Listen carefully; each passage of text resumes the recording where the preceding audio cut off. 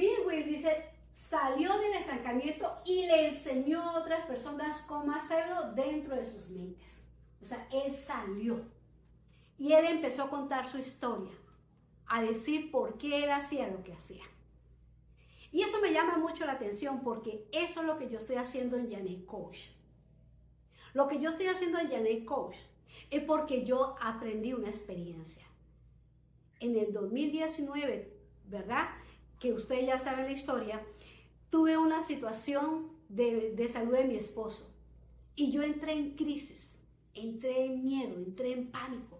Y yo misma decía, pero Janet, si tú conoces la palabra de Dios, si tú la enseñas, si tú la practicas, ahora ¿por qué tú dudas?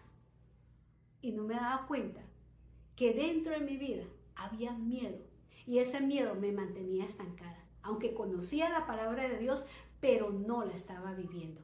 Entonces, cuando entendí que mi estancamiento era miedo y era duda, y trabajé en ello y empecé a fluir, gracias a Dios todo se solucionó, entonces aprendí esa lección. Y yo decía, bueno, ¿cuántas personas que están pasando lo mismo que yo, que son cristianas, que conocen la palabra de Dios, pero que están viviendo su estancamiento porque no saben cómo hacerlo?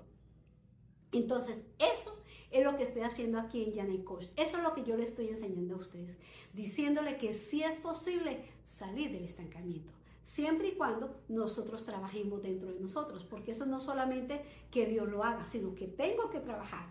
Tenemos que trabajar dentro de nosotros y quitar todas esas falsas creencias, todas esas mentiras y abrir paso para que la gloria de Dios, para que los principios de Dios sean realidad dentro de nuestra vida.